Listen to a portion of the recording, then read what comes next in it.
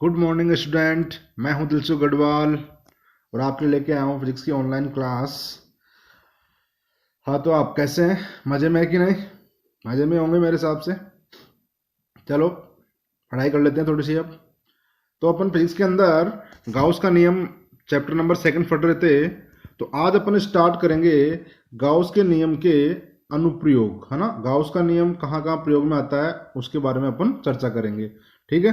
तो पहला अपना आता है गाउस का अनुप्रयोग कि एक समान आवेशित अनंत लंबाई के चालक तार के कारण विद्युत क्षेत्र की तीव्रता, यानी कि तार बहुत लंबा है, अनंत लंबाई का तो नहीं होता पर मतलब बहुत लंबा तार हो, वायर हो, और उसके ऊपर चार्ज कैसे रहना चाहिए, एक समान रूप से होना चाहिए ना, एक समान रूप से फैला हुआ रहना चाहिए।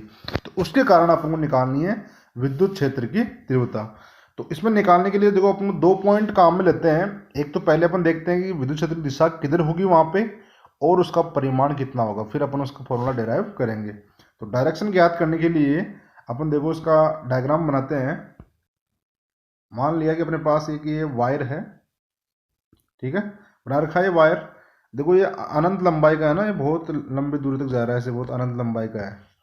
और यहाँ पे देखो अपन ने क्या माना है, एक सिलेक्ट कर लिया एरिया DS1 और यहाँ पे एरिया कर लिया अपन ने DS2। ठीक है। इसमें देखो पहले अपन को निकालना कहाँ पे विद्युत क्षेत्र तीव्रता, अपन को निकालना है कि इसका एक पॉइंट O है, O से यहाँ पे स्मॉल आर डिस्टेंस पर ये पॉइंट अपना P है। यहाँ पे अपन को विद्युत क्षेत्र तीव्रता निकालनी है। ठीक है। तो और ये तार से अपन हमेशा लंबवत लेते हैं, जो भी अपना वायर होगा उसके जस्ट लंबवत पर्टिकुलर लाइन लेते हुए जिस भी पॉइंट पे निकालना है विद्युत क्षेत्र की तीव्रता। तो ये आर डिस्टेंस पर है। तो अब इसको दिशा फाइंड करने के लिए क्या करते हैं अपन कि इससे सममिति पर, यानी कि जितना थोड़ा सा ऊपर उतना ही नीचे, समान दूरी पर ऊपर और नीचे दो अपन ने अल्पांश ले लिए, एक DS1 और एक DS2, यानी DS2 है और ये DS1 है, दो अल्पांश ले लिए। ठीक है। अब अपन को पता है कि प्लस के कारण, प्लस आवेश के कारण विद्युत क्षेत्र की तरफ किधर होती है, बाहर की ओर निकलती है। तो यानी जैसे अगर अपन DS1 की बात करें तो इसके कारण विद्युत क्षेत्रता इधर आएगी, और DS2 की बात करें तो इसकी इधर जाएगी दोनों। ठीक है, दोनों इधर जा रही है बाहर। अगर अपन यहाँ पे कोण माने तो यहाँ मान लिया अपन ने थीटा, तो ये भी क्या थीटा ही होगा क्या, क्योंकि अपन को पता है कि दोनों डिस्टेंस अगर ये बराबर हैं और ये 90 डिग्री है तो ये भी क्या होंगी, बराबर ही होंगी। तो यानी कोण भी क्या बनेगा, बराबर बनेगा। अगर ये कोण थीटा थीटा है तो यानी ये वाले भी कितना होंगे, थीटा थीटा ही होंगे, है ना। ये कोण थीटा थीटा है तो ये भी कितने होंगे, थीटा थीटा ही होंगे। ठीक है। अब आगे देख लेते हैं अपन। आगे अगर बात करें तो बताओ इसका, इसकी देखो DE2 ऊपर की तरफ जा रहा है, DE1 नीचे की तरफ जा रहा है, दोनों की डायरेक्शन क्या है, अलग अलग है, और दोनों कैसे राशियां हैं, ये सदिश राशियां हैं। तो अपन को इनको वियोजित करके और एक डायरेक्शन में लाना पड़ेगा। तो इनको अपन घटक लेके आना, वियोजित करेंगे इनको।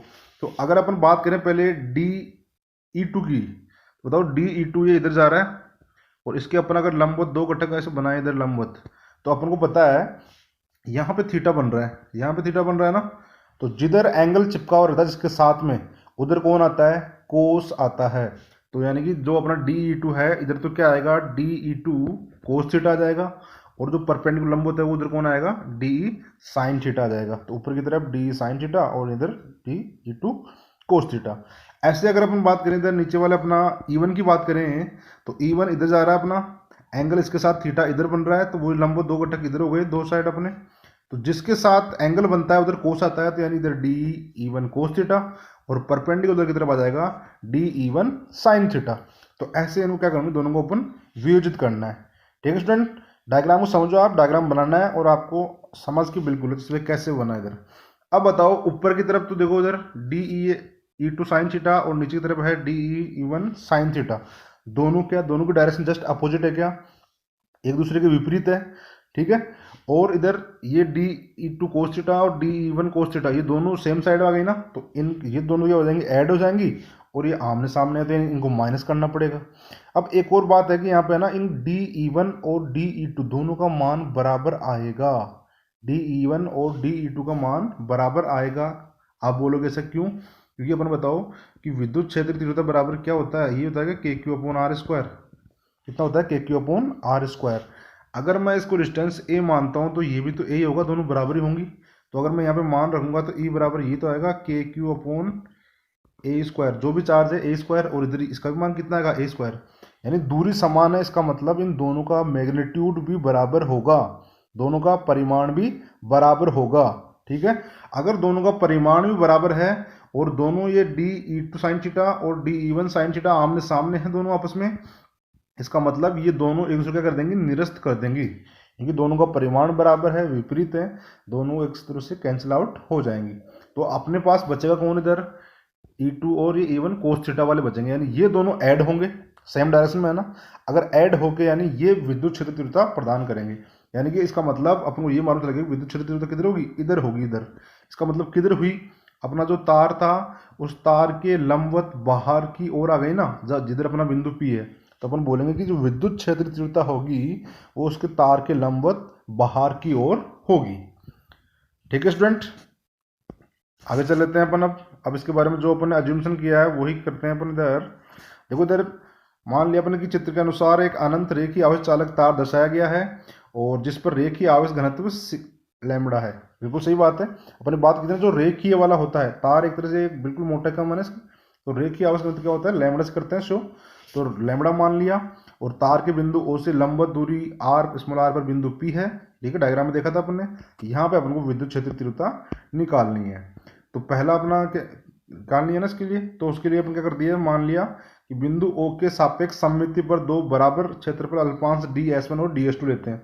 बताया अपन ने कि सममिति के ऊपर, ठीक है, जितना ऊपर उतना ही नीचे, तो दो अल्पांश ds1 और ds2 लिया था अपन ने। और अपन ने यहाँ पे देखा कि इन दोनों कारण विद्युत क्षेत्रता, एक कारण थे d1 और एक कारण थे de2, और दोनों का परिमाण यहाँ पे बराबर है। इसलिए मतलब इनका अगर अपन वियोजन करते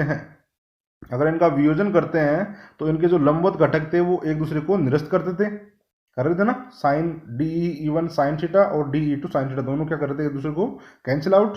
और जो क्षैतिज घटक है अपने, वो घटक आपस में जुड़कर तार के लंबवत बिंदु P की ओर विद्युत क्षेत्र दिशा को व्यक्त करती हैं।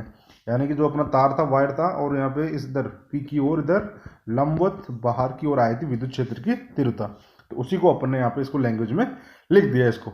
ठीक है स्टूडेंट, तो ये तो ऐसे तो निकालते हैं अपन विद्युत क्षेत्र की दिशा निकालते हैं। अब निकालते हैं इसका परिमाण। तो विद्युत क्षेत्र का परिमाण निकालने के लिए क्या करते हैं अपन, अब यहाँ अपन गाउस का नियम पढ़ रहे हैं ना, तो गाउस का नियम का अनुप्रयोग मतलब गाउसियन पृष्ठ का यूज करते हैं अपन। ठीक है, तो इसका क्योंकि अपन को पता है गाउस का नियम कब लगता है, बंद पृष्ठ में लगता है। कब लगता है, अगर पृष्ठ कैसा रहना चाहिए, बिल्कुल बंद, क्लोज्ड सरफेस एरिया होना चाहिए, है ना, क्लोज्ड सरफेस एरिया। तो अगर क्लोज सरफेस होगा तो यानी अपन यहाँ पे गाउसियन पृष्ठ की पहले कल्पना करते हैं, एक बंद पृष्ठ की। तो अब बताओ, अपना जो तार होता है वायर, वो वायर कैसा होता है, बेलनाकार होता है ना। तो अगर बेलनाकार होता है वायर, तो अपन एक बेलनाकार गाउसियन पृष्ठ की कल्पना कर लेते हैं अपन, है ना, बेलनाकार। पर उसकी जो त्रिज्या कितनी मानते हैं, जितनी डिस्टेंस पे अपना पॉइंट P है। तो P बताओ तार से कितनी दूरी पर था, R दूरी पर था, इसलिए अपन इसकी त्रिज्या कितनी मान लेते हैं, R। और इसकी त्रिज्या अपन ने R मान ली यहाँ पे, और इसकी लेंथ कितनी मान लेते हैं, यहाँ पे लंबाई क्या मान ली इसकी, L मान ली है ना। इसकी लंबाई L है और त्रिज्या कितनी है, R है। ठीक है, ये अपन ने गाउसियन पृष्ठ मान लिया, बेलनाकार गाउसियन पृष्ठ। ठीक है, इसका अपन बताओ, अपन को पता है कि विद्युत क्षेत्र तो किधर है, तो इधर जाएगी ना। अभी निकाल ली पहले कि विद्युत क्षेत्र डायरेक्शन इधर है हमेशा, यहाँ पे होगी तो भी इधर होगी, यहाँ पे तो भी इधर ही होगी, तो सबकी दिशा इधर होगी। और अपन ने इसको, अपन को पता है कि इसका जो एरिया है, बताओ ये वाला एरिया है वो वर्ताकार है, ये कैसा होता है, इधर वाला ये एरिया, ये वक्र पृष्ठ होता है, और ये फिर ये वर्ताकार। तो इस पृष्ठ को, जो बेलनाकार पृष्ठ है, इसको तीन क्षेत्रफलों में बांट दिया ना, तीन पृष्ठों में बांट लिया अपन ने। कौन कौन से, एक S1 ये वर्ताकार वाला, और जो ये वाला है वक्र पृष्ठ, इसको S2, और यहाँ पे जो फिर से वर्ताकार है इसको S3। तो S1 S2 है S3, तीन पार्टों में इसको पार्ट डिवाइड कर लिया अपन ने। ठीक है, अब अगर बात करें S1 के लिए, तो S1 में बताओ यहाँ पे विद्युत क्षेत्र दिशा तो इधर होगी ना, विद्युत क्षेत्र दिशा तो इधर है बाहर की ओर, और ये अपना S1 सरफेस एरिया है। तो आपको मैंने बताया था कि अनुप्रस्थ काट का क्षेत्रफल है, उसकी जो डायरेक्शन है वो किधर होती है, जो भी अपना पृष्ठ होता है उसके जस्ट लंबवत होती है, बाहर लंबवत। तो इसका मतलब इसकी दिशा किधर होगी, जस्ट लंबवत बाहर की ओर जाएगी, इधर लंबवत। अगर लंबवत बाहर की ओर होगी और ये इसका समांतर इधर आ रहा है, तो दोनों के बीच में एंगल कितना होगा, 90 डिग्री होगा ना। तो यहाँ पे जो अपना थीटा है, थीटा का मान कितना होगा जी, 90 डिग्री। ध्यान रखना आप, यानी कि S1 पृष्ठ के लिए विद्युत क्षेत्र और दोनों के बीच में कोण कितना होगा, 90 डिग्री होगा। ठीक है। इसी प्रकार अगर हम बात करें अपन S2 के लिए बात करें, तो S2 के लिए ये सरफेस एरिया आ गया अपना, तो इसके लंबवत होगा अपना सरफेस एरिया, तो यानी कि DS2 इधर ही होगा, और विद्युत क्षेत्र भी इधर ही आ रहा है, दोनों सेम सेम डायरेक्शन में आ रहे हैं, यानी यहाँ पे थीटा का मान कितना होगा 0 डिग्री, तो यहाँ पे थीटा का मान कितना होगा 0 डिग्री। ठीक है। ऐसे अगर बात करें अपन S3 पृष्ठ के लिए, तो यहाँ पे बताओ ये वही वर्ताकार पृष्ठ यहाँ पे है, तो इसके लंबवत जस्ट लंबवत बाहर की ओर अपना इसका पृष्ठ होगा, दिशा होगी इसकी, और विद्युत क्षेत्र दिशा तो इधर है ही बिल्कुल, तो दोनों बीच में कोण कोण कितना आ गया वही 90 डिग्री, तो यहाँ पे भी थीटा का मान कितना है 90 डिग्री। इसका मतलब S1 व S3 पर तो थीटा का मान कितना है 90 डिग्री, और S2 है वहाँ पे कितना है 0 डिग्री। ठीक है। ये एंगल थे अपने सवाल में काम आएंगे, तो पहले मैंने आपको एक्सप्लेन कर दिया है कि कैसे 90 0 90 एंगल आ रहा है। तो जो अपने यहाँ पे गाउसियन पृष्ठ माना है कि इसकी त्रिज्या r है, लंबाई l है, और इसको 3 भागों में बांटा है, तो वही अपन लैंग्वेज में लिखेंगे भी यहाँ पे। तो विद्युत क्षेत्र का परिमाण ज्ञात करने के लिए एक बेलनाकार गाउसियन पृष्ठ की कल्पना करते हैं अपन। बेलनाकार है जिसकी त्रिज्या कितनी है स्मॉल r और लंबाई कितनी है स्मॉल l, और इस पृष्ठ को 3 भागों में बांट दिया अपन ने, S1 S2 व S3 के अंदर बांट लिया। ठीक है। अब अपन लगाते हैं यहाँ पे गाउस का नियम। तो गाउस का नियम लगा दिया अपन ने। गाउस का नियम क्या था अपना, या फाई बराबर पढ़ा था अपन ने इंटीग्रेशन E/ds, या फिर अपन गाउस के नियम से पढ़ा था कि टोटल आवेश बटा एप्सिलॉन नॉट। ठीक है। और यहाँ पे अपन बंद पृष्ठ के लिए बात करते हैं, तो यहाँ पे क्लोज लगाते हैं ना, यहाँ पे ई क्लोज्ड बंद पृष्ठ के लिए, क्लोज्ड कर दिया अपने यहाँ पे। तो अब इसको ये लिख दिया गाउस का नियम। अब इस क्लोज सरफेस एरिया को अपन ने 3 भागों में बांटा था ना, S1 S2 है S3 पर, तो इसलिए इसको 3 भागों में डिवाइड कर दिया कि यहाँ पे EDS बना ना, ये यहाँ पे वेक्टर फॉर्म में लगा देना, वेक्टर है ना, डॉट लिखा हुआ मतलब वेक्टर है, डॉट मतलब वेक्टर है, नहीं तो अपने पास क्या जाएगा वेक्टर हटाते क्या जाएगा कोस थीटा, तो यहाँ पे ये ना वेक्टर साइन है, वेक्टर साइन है यहाँ वेक्टर।